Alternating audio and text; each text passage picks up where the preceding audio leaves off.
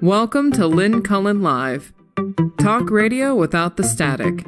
Email your questions and comments to lynncullenshow@gmail.com. And now your host, Lynn Cullen.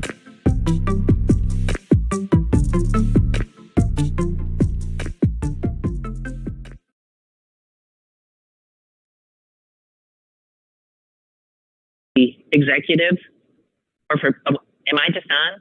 I don't know. I just heard the hello, in case you didn't hear the beginning.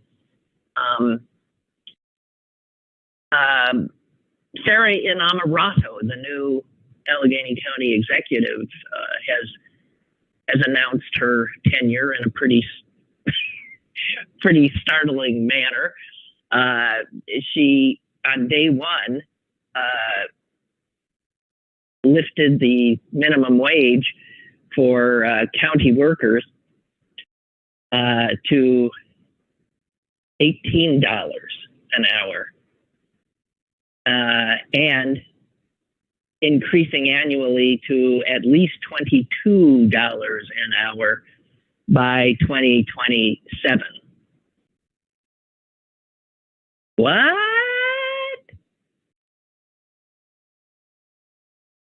She also announced plans that the vacation policy in the county would be changed, rather than the 5 days of vacation given to starting workers at the county. They will be given 3 weeks of paid vacation starting work with the county. Now, I just want to say, this is un-American. What does she think this is? France?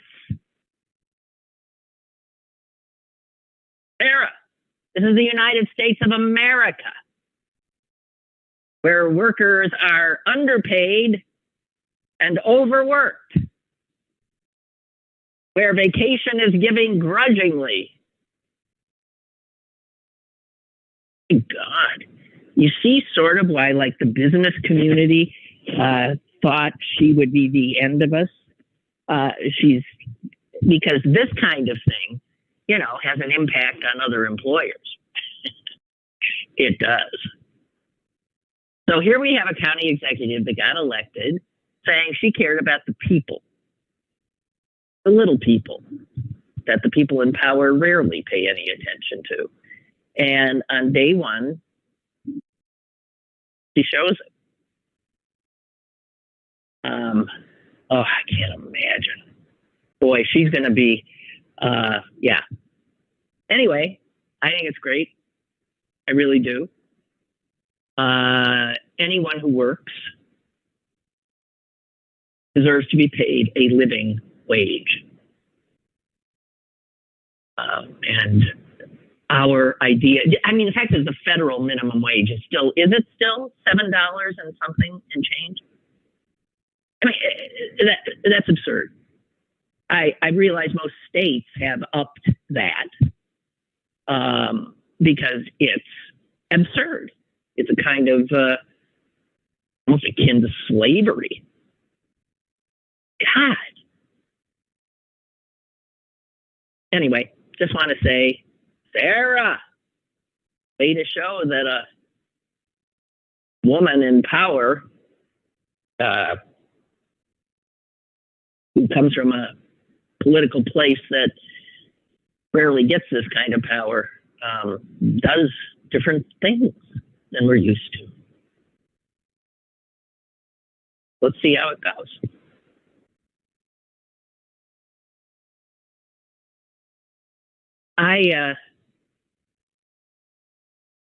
I've sort of been taking time away from television and news on it. So I didn't see any of what I'm sure is astonishing video of that Japanese plane on fire with all of those people on board. to see the pictures just in still photos, it is astonishing that all of those people survived. It's just astonishing. The thing I was most freaked by are the pictures taken obviously by passengers while they're in their seats. There are flames visible outside their windows, and they're sitting there. They were following instructions. There was no free-for-all, no panic.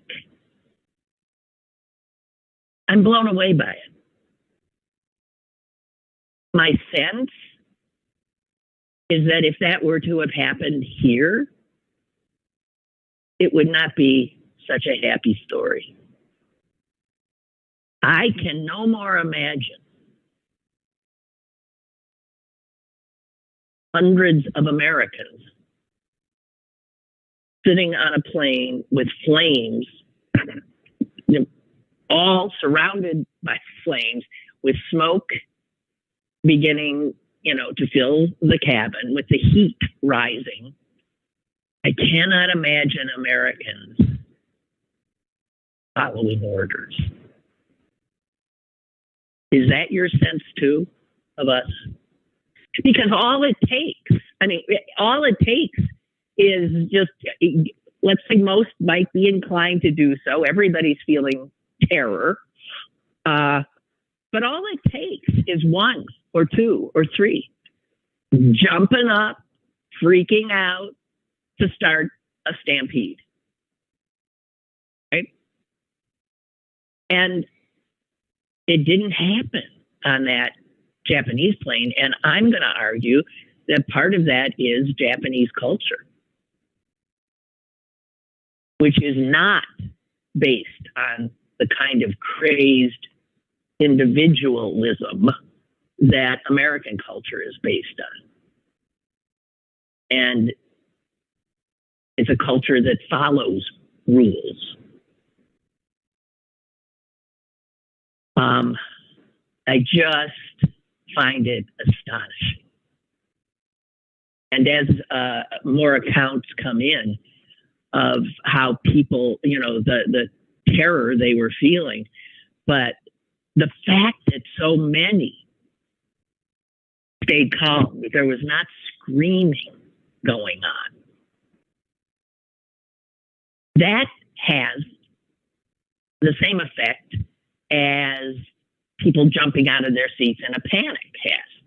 People tend to do what other people are doing. But that happens more so, I think, in cultures in which there is not this insistence on individuals having free agency. I just see us as such a selfish culture that I cannot imagine in a time when everybody must have felt in fear for their lives. I mean, there were parents with children on that flight that clearly put their parental instincts, which would have probably meant grabbing their kids and getting up and running to the nearest where the exit would be. I don't know, but I got a feeling it's cultural. And I am informed by reporting on it that it's also the safety features that are built into the plane.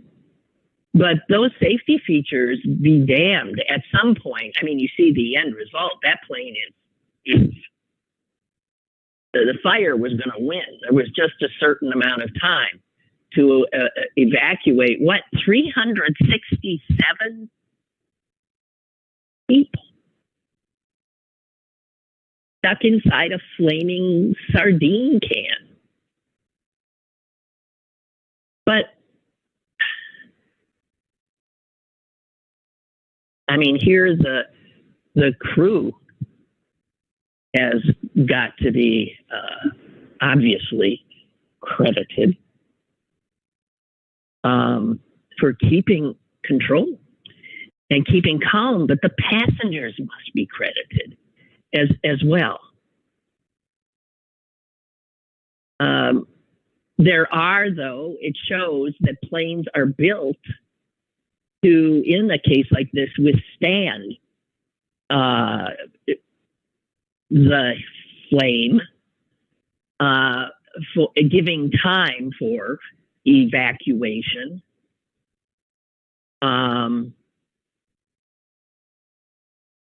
There are firewalls built around the engines. There are fire-resistant materials that make up the seats and the flooring.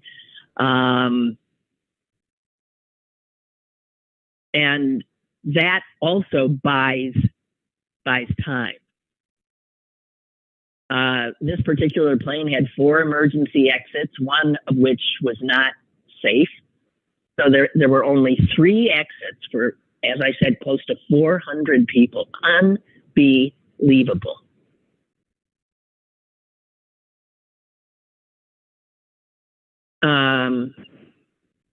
I just, Americans, can you see them trying desperately to open an overhead, even as they were getting out, and grab, their stuff?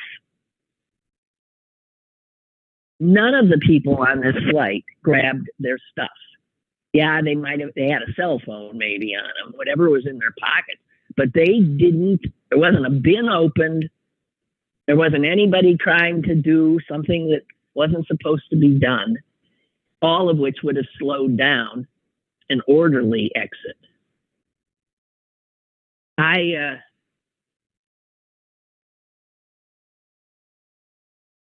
just find it extraordinary. I really do. I'm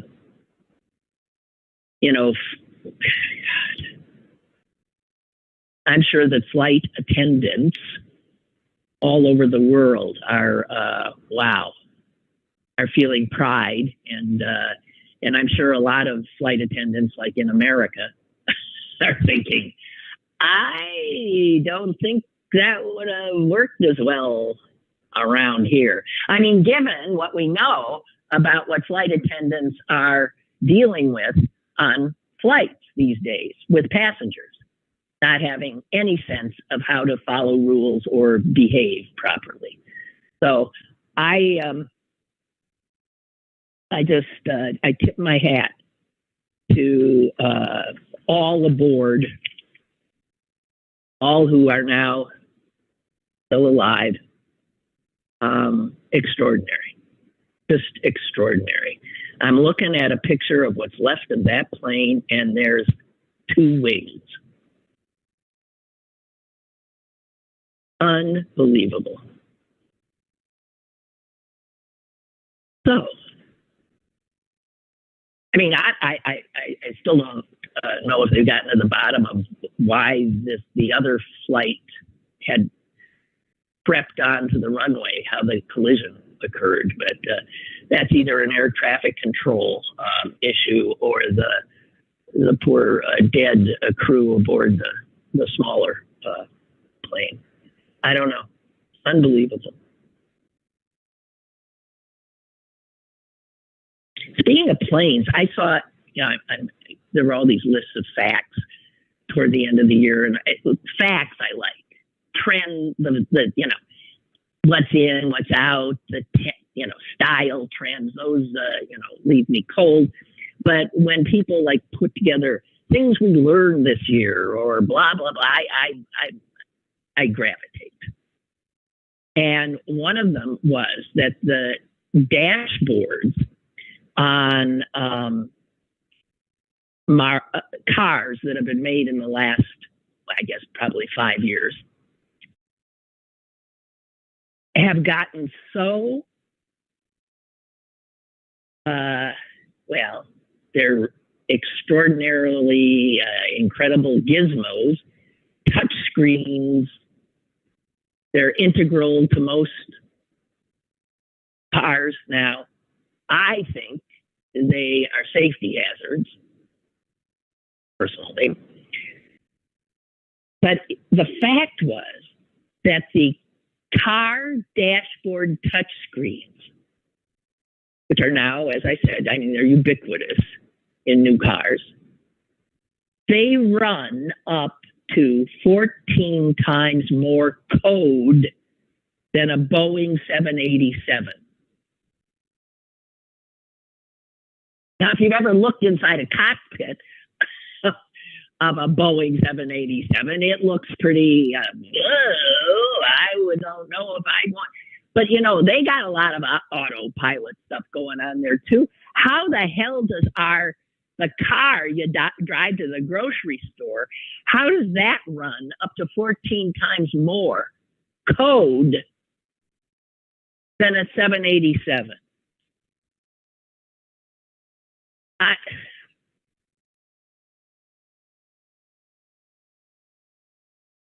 just realized that it was everything I've been talking about. I mean, I feel this sense of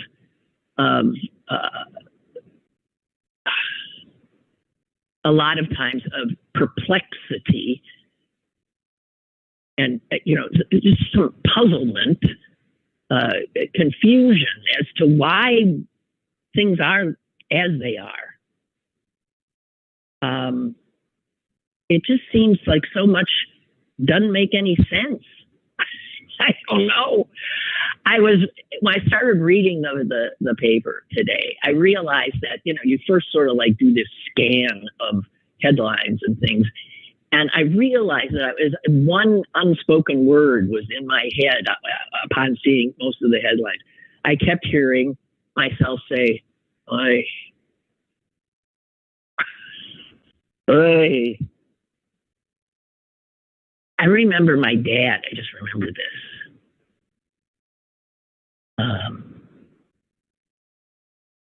Cringing when I would say "oi."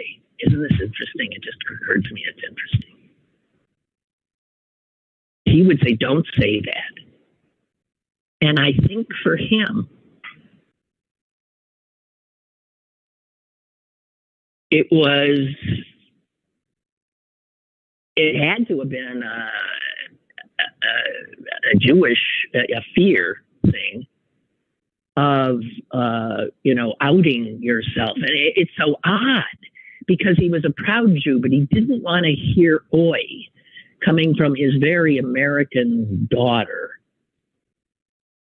I mean, his parents were immigrants. They spoke Yiddish. They said more than "oi." He said "oi." How did I learn "oi"? He said it. But he had a reaction to my saying. "Don't say that," he would say. Clearly uncomfortable by it. And I don't quite get where that was coming from, but it had to have been coming from some of what Jewish parents fear. I don't know. How odd, though. But I'm sorry, I was reading the paper and I was saying, "Oi, oi, oi," because, you know, that's a proper reaction, it would seem. Here, I'll give you, for instance, what some of my ois were about.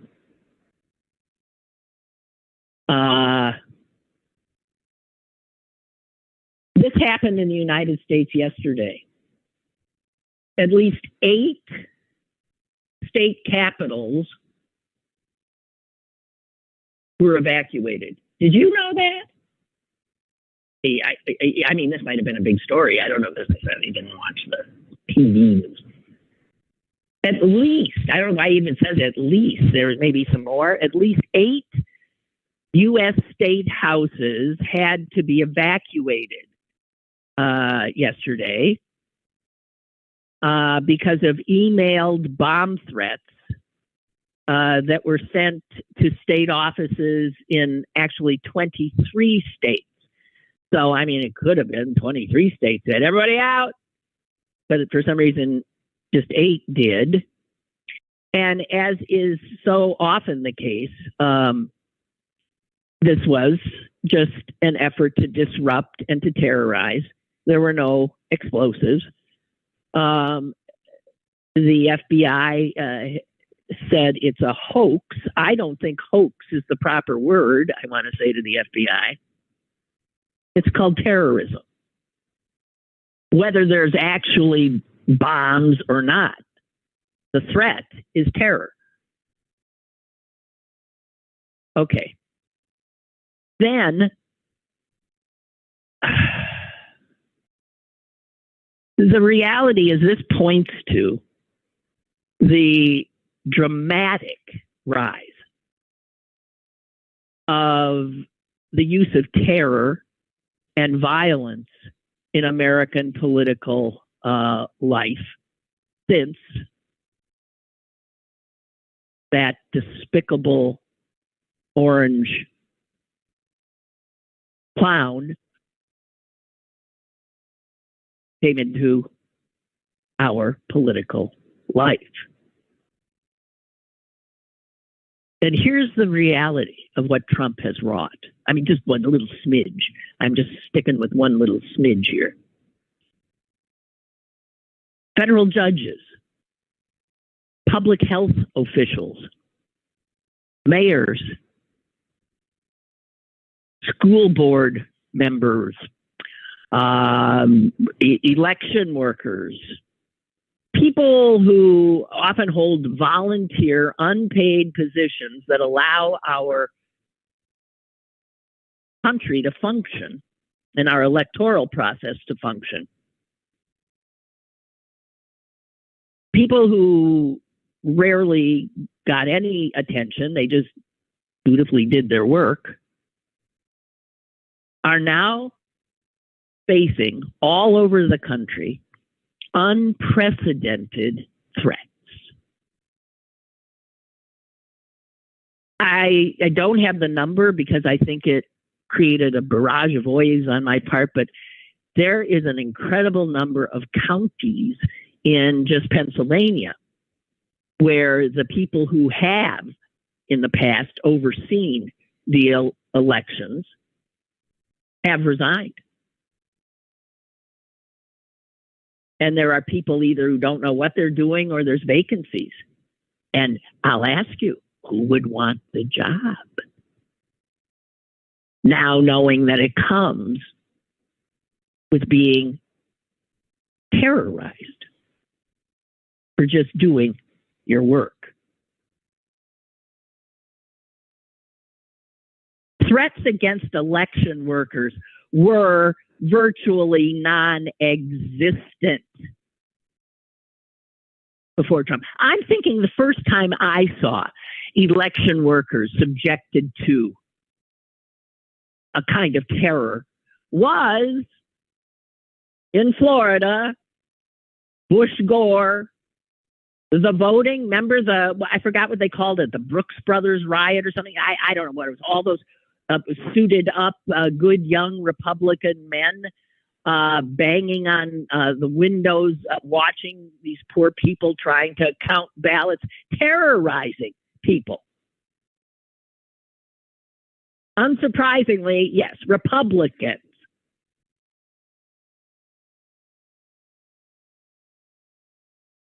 And now these kinds of threats are so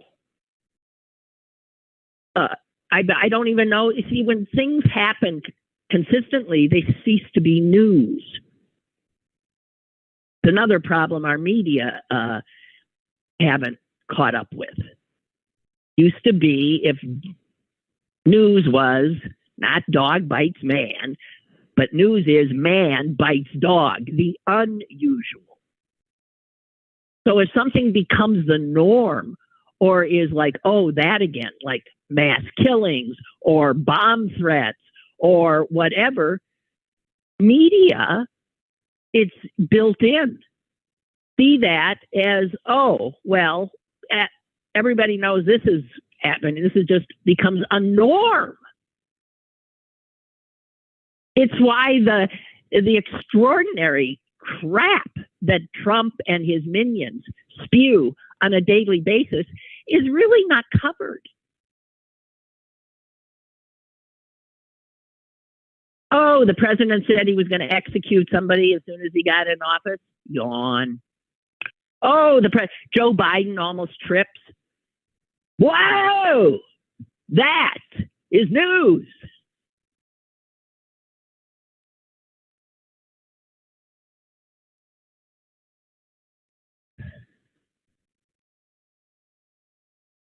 And the failure of media to step up in these times that are different is obviously disappointing, but it might be a lot more consequential than that. Because people are overwhelmed by it all, including journalists. They sort of tune out, I think. But to tune out what's going on, the threats, the rising sort of acceptance of things which just a decade ago would have been considered just incredibly outrageous and worthy of quite a deal of coverage. The fact that now, this is one of the things Trump has done. This is why, I mean, they can live. It's not just Trump, it's the whole, neo-fascist ecosystem and media conglomerates that hold it up and spread the word. It's Fox News and all the other Newsmax and the right-wing talk show types. They spread the lies. They create this alternate reality. And people believe it. The latest poll I saw, this is one of my oys today, it says results of a new poll confirm that misinformation about January 6th is widespread in the country. A quarter of Americans believe that the FBI organized the January 6th attack on the Capitol. All right. Okay, a quarter. Now, yesterday I was talking about percentages. I believe that's probably even higher. Whether or not they believe it or not, is that amazing? I remember the first time you heard that one of the things that, in the alternate universe they were saying was that it was the FBI. First we heard Antifa. Yeah. Antifa carrying Trump signs. Yeah. It was Antifa. It was anybody but what it was. Because, well, the Republican motto should be the truth be damned. But we, who like to think we live in a slightly more real world, we were late to the game, knowing that so many Americans, millions in fact, believe that our FBI organized January 6th. Now, never mind that the January 6th mission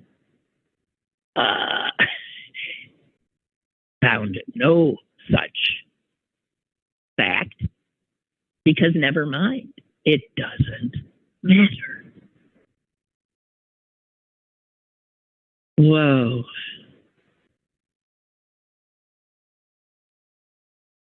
Yeah, I don't know, guys. A little bit scary.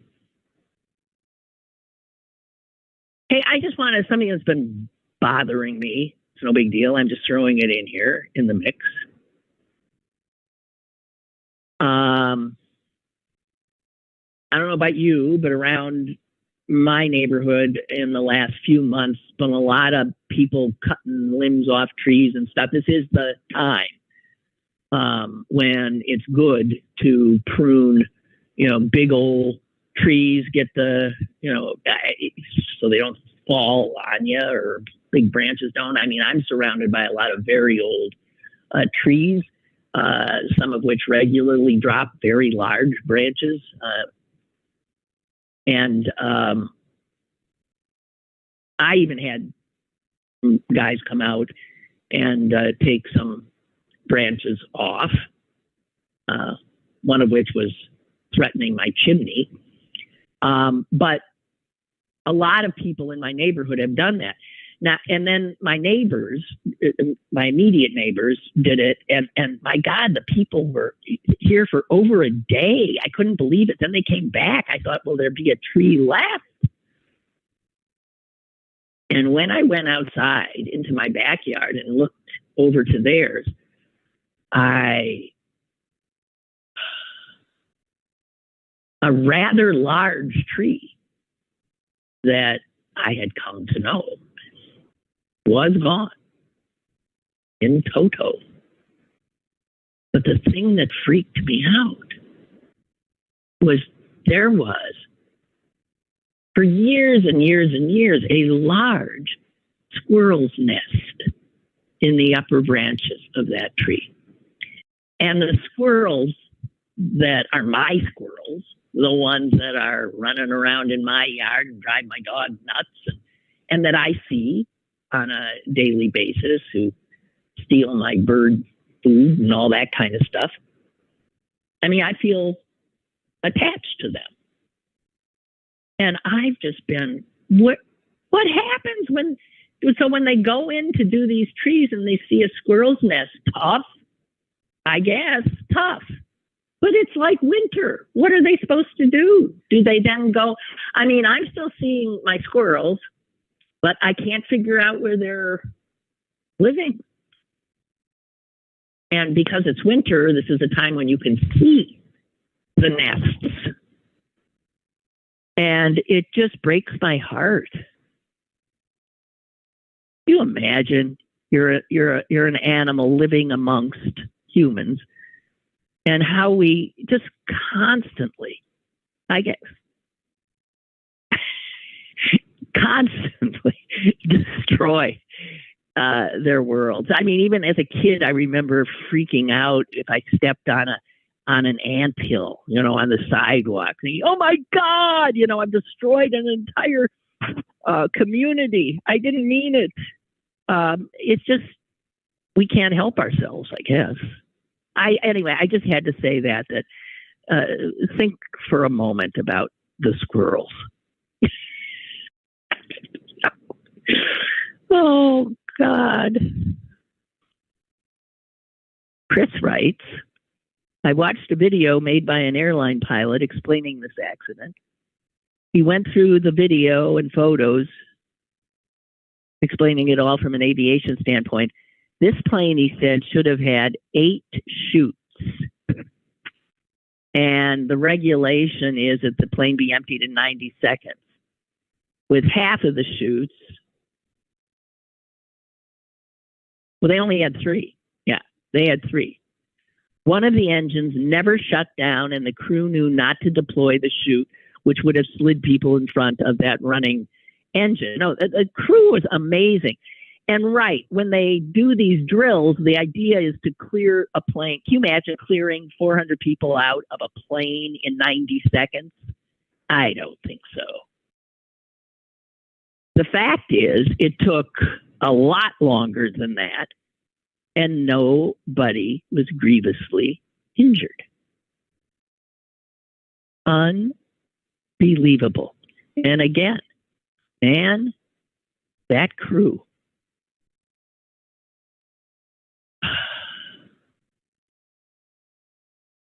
Yeah, Bob's agreeing with me about the media today. Does news to the media today, President Biden falls on his bike. Not news to them. Trump constantly saying, I can stand in the middle of Fifth Avenue and shoot someone and blah, blah, blah, or I am going to be a dictator, or I will this, or I will that. They cover it, but they cover it. They don't cover it all. They don't. And when they do, it's buried because it's just not considered. I don't know what they're thinking. I really wonder what it is they're thinking.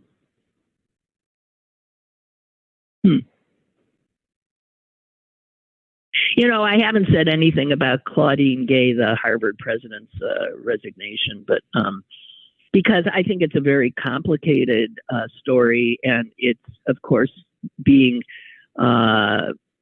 ending up doing, people are responding to it in the same kind of polarizing way that this dance we do now, that everything has to be seen through a prism of, you know, what team you're on. And I think this is a lot more complicated than that. And I think she did the right thing by resigning, but clearly her piece in the New York Times today shows that I don't think she quite gets it. She's still stuck in viewing it as a sort of innocent victim. And I don't think she is in large part. You know, just because it is the right wingers who tripped these brilliant Ivy League presidents up does not mean that they didn't get tripped up and did what they did do, which was embarrass themselves and their institution. A.O. Scott, who's isn't he usually a film critic? A.O. Scott, who's just smart as hell, wrote a piece today, and he talks about context. And he said that word was, you know, the downfall of the Penn president and Gay at Harvard, because when asked if, you know, calling for genocide of Jews was okay with them, they said it depended on the context. That was the that was the answer. And, you know, anyway, A.O. Scott says this: academia seems to be in the grip of a multi-dimensional crisis. And I've talked some about it in the past, and it goes beyond ideology. It's about, you know, their opaque admissions policies of runaway tuition costs, the administrative bloat, the great inflation, the helicopter parents, the cancel culture, the on and on and on. And then he talks about the letter that Gay wrote and that the Harvard Corporation, which is the governing body, what they had written. And he said rightly, because I read both, they're a bunch of mumbo jumbo lawyerly crapola that says nothing. Mumbo jumbo. How do people end up learning to write like this? He says each constituted little more than 600 words, all of them carefully measured, few of them memorable in their rigorous avoidance of context. There it is again, context. No mention is made of Congress, no mention is made of Gaza, or no mention is made of anything that actually, in fact, happened, as if their kind of bland, non-specific language could wash away the difficulty. Yeah. And he says, you know, what's really curious is that Harvard, which compels its freshmen to master expository writing, cannot itself find the language to defend itself. He says, they just throw up their hands in prayer. And he quotes, "May our community, with its long history of rising through change and through storm, find new ways to meet those challenges together and to affirm Harvard's commitment to generating knowledge, pursuing truth, and contributing through scholarship to a better world." Mumbo jumbo.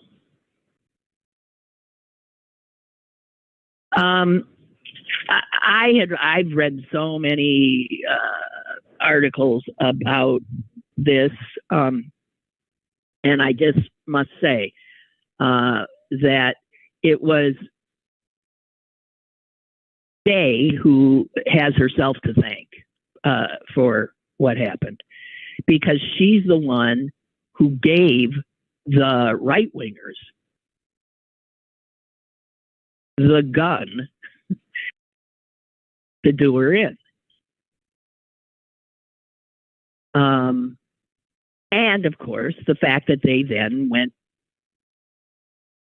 looking through her academic work and found a pretty astonishing amount of plagiarism. I mean, there's no getting around it. I think it was Ruth Marcus wrote weeks ago about how she was like sort of sitting on the fence about this and thinking, well, this is just the right wing doing what they do, trying to, take down liberal institutions. And she said, and then she started looking into some of the plagiarism things, and what did her in was that Gay had actually committed plagiarism in the acknowledgments. When a book gets written, you do acknowledgments that you say. It's a very personal thing. I've always wanted to be in someone's acknowledgments, and I don't think I have. But where you get, acknowledged, and I want to say this never would have happened but for blah, blah, blah, and I cannot thank so-and-so enough, and blah, blah, blah, blah. And she had actually lifted, obviously lifted, because it's verbatim something that somebody else had said in their acknowledgments. That's, given the fact that a student at Harvard can be expelled for doing the same thing, how do you have a president who doesn't get expelled? I don't think there's, of course, I understand how she would see it as, black woman, blah, blah, blah. And don't think that doesn't feed a lot of the right wingers coming at her. But that doesn't,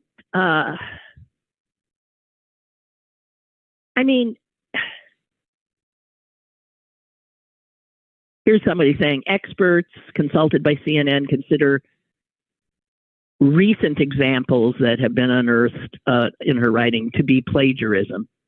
And Tom Nichols, who I like so much, who writes for The Atlantic, says, and I agree, I was a professor for almost 35 years, including at Harvard, and I have referred students for varying punishments based on similar misconduct. There is no way around the reality that the person responsible for Claudine Gay's predicament is Claudine Gay. So whether or not it makes the right-wingers happy, whether or not it was the vile Representative Stefanik, who also went to Harvard, didn't she? I mean, it's just unbelievable. You got to wonder about Harvard. You hear Harvard educated, and you think, whoa, they must be smart. Well, then explain this to me. Because one of the OIs today, as I was reading the paper, was this headline. Florida Surgeon General calls for halt on COVID vaccines, citing debunked claim about somehow interfering with your DNA or I don't know what the hell. And so here you have a Surgeon General of a major state putting out this absolutely bonkers statement. And as I read some of he's Harvard educated.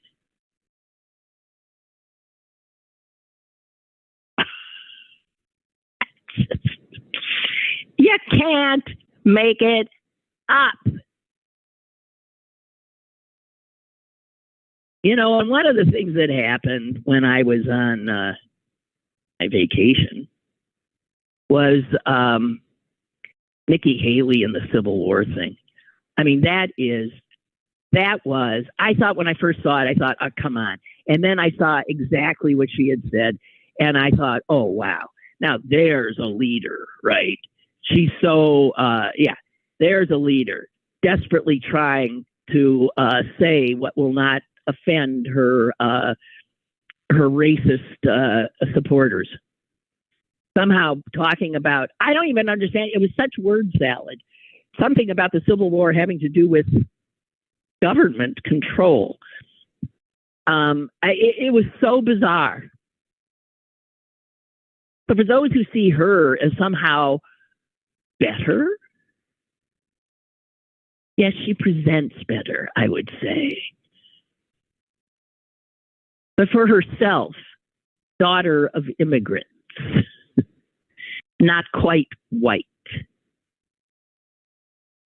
a woman, to be the standard bearer of this anti-immigrant, racist, misogynistic party, as hard as she tries to make herself acceptable? I don't think so. Oh, by the way, the thing I said yesterday about why would terrorists bomb a cemetery? Everybody's dead already. That news had come out right before the show started, and it did not say that it was there was a big commemoration, an event happening where hundreds of people were at. I just want to say I saw that today, which is why the death toll is rising. And which, by the way, it looks increasingly like it's an inside job. It's not the usual, even though they're saying, Israel. It's not the way Israel does things, and there would be no reason for Israel to have done it. Israel usually owns up to these, they do surgical, unless it's Gaza. Oy. My favorite obituary of the last few weeks. A guy named Yakuba Sawadogo died at the age of 77. This guy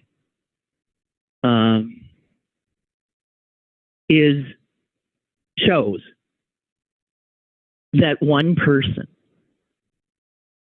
who's not Harvard educated can impact the world. One person. He lived in one of the poorer nations of the world, Burkina Faso. And he never learned to read or write. But he had what in his obit said was an almost mystical relationship to trees, treating them like humans, his cousin said. By the end of his life at 74, this illiterate, non-Harvard educated man was recognized as one of the few people who had successfully pushed back the ravages of climate change. he lived in a part of Africa where climate change is, creating starvation and havoc and refugees. Because he lived in that area, which I think the Sahara, essentially, and the Sahara is growing. So the upper third of the continent of Africa is increasingly becoming desert. And the article, the obit says that, this is abetted not just by climate change, by decades of course, human activity, indiscriminate tree cutting, and people were still trying, though, to grow crops just to feed their families. And he single-handedly figured out a way to triple the crop production. Some Dutch guy who is with the World Resources Institute in Washington said that Yakuba Sawadogo, non-Harvard educated, illiterate, single-handedly had more impact on soil and water conservation than all the experts who took a whack at it combined. He managed to build a forest out of nothing. A forest with the largest biodiversity in the Sahara. At the end, he was a national hero. He won the UN Champions of the Earth Award in 2020.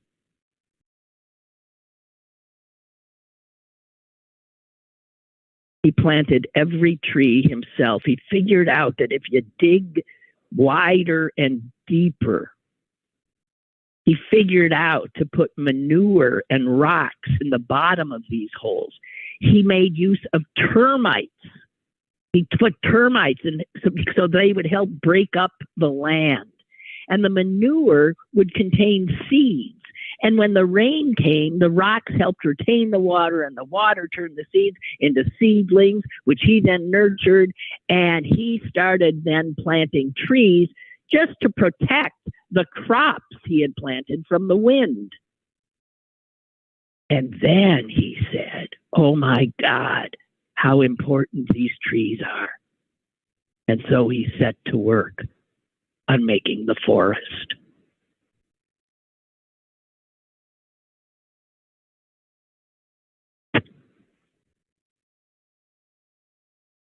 By the 1990s, researchers from all over the world were coming to study his methods. Incredible. And this one sad fact here, arsonists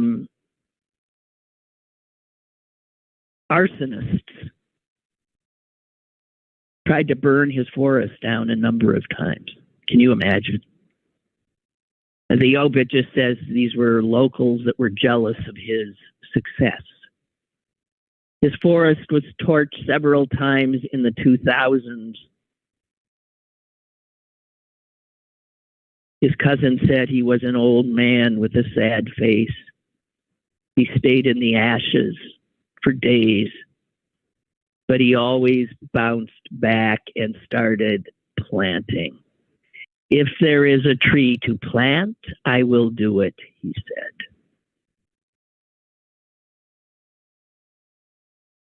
He also produced 27 children by 3 wives.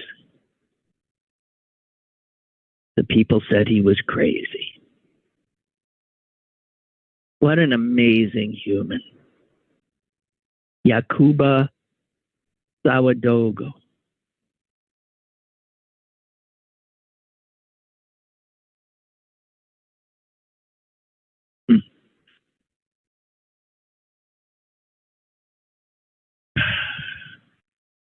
Okay, I'll tell you what.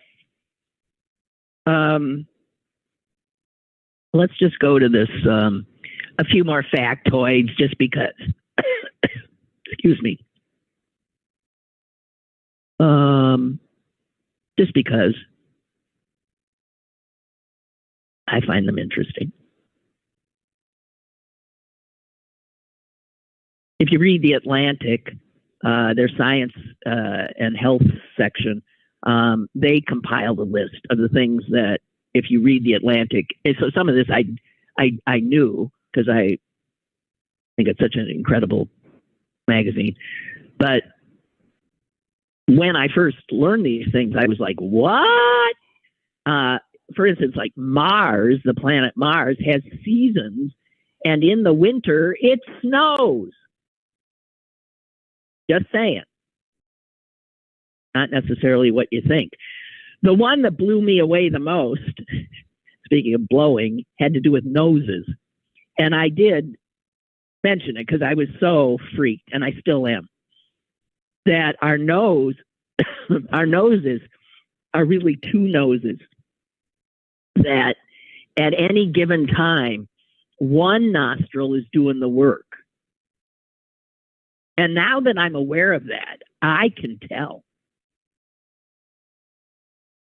Like right now, I'll tell you, it's my right nostril that's working. My left is just going for the ride. And they take turns. But they, and believe it or not, that yogis had figured out long ago this kind of thing. And they knew that you essentially have two noses, even though it presents as one, and that you can control them with pressure on your armpits, but that's going, way too far into the weeds for me. But it's fascinating. Now, here's one, especially for you ladies who spend a lot of money on creams and potions and lotions. Don't get taken. The Atlantic reported this year that many of the eye creams, never bought an eye cream, are functionally identical to the facial moisturizer you're using. But here's the difference. When you put it in an eye cream jar, it's far, far, far more expensive. Right. I remember when I was a student in the early 70s at the neighborhood playhouse, School of the Theater in New York City. The person who did talk to us about makeup said, don't get taken in by, you think that the best makeup is the expensive makeup. And they said, it's bull. It's all pretty much the same stuff. And I've always carried that with me because this was a person who, really knew makeup. And just because I know so many people who only think it's the really, truly expensive stuff. Now, sometimes the expensive stuff is better, but a lot of times it isn't. And this one freaked me out because I thought humans were the only mass murderers. And there's a factoid for you. Foxes have committed mass murder against flamingos at least 3 times during the past 30 years. That's what this factoid says. It begs a lot of questions, I know. Like, why would foxes have it in for flamingos? Somehow I don't even see the two being in the same place, but obviously not true. And what is it? Every 10 years, the foxes go nuts and say, we got to go kill us some flamingos? I don't get it. Foxes have committed mass murder against flamingos at least 3 times during the past 30 years. Just saying. And if you want to worry about something, like you don't have, here's something to worry about. There is a concern that by 2051, well, I won't be here, so I don't care. But here it is. By 2051, North America may run out 3-digit area codes. Yeah. Just saying.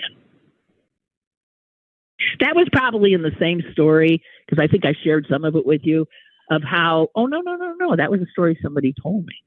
How when they just started with area codes, in order to, because there were still rotary phones. So, if you had a long number, a 7, 8, or 9, it took longer. The rotary phone had to go all the way around and come back. And so when they first instituted them, they gave the largest cities where the most corporate headquarters were, they gave them the easy area codes with the 1s and the 2s and the 3s and the 4s. So, in fact, New York was 212. Chicago was 312. And Pittsburgh, which at the time was a leading corporate center, was 412. Just saying. Okay, I think that's it. In fact, it is. Enjoyed this week with you. And I'm still getting some emails that came in with the new year. And again, I had said that maybe by the end of the year, things are in flux. I will tell you that. We are working to make sure the show continues, but it could be that it will continue someplace else, not sure. And City Paper is being very patient. See how long that lasts. I don't know. And if you haven't sent me your emails, please do. I don't keep them. It's not like you say, well, I used to email you all the time. I have it. I don't, unless you send it to me. So I'd be able to maybe tell you. Although odds are I'd be able to tell you anyway. Anyway, there's ways. I'll put it on Facebook, yada, yada, yada. But send me an email on for my list, which is growing very, very, very long. And you just send that to lynncullenshow@gmail.com. And I thank you for that. You have a great weekend. Talk at you Monday.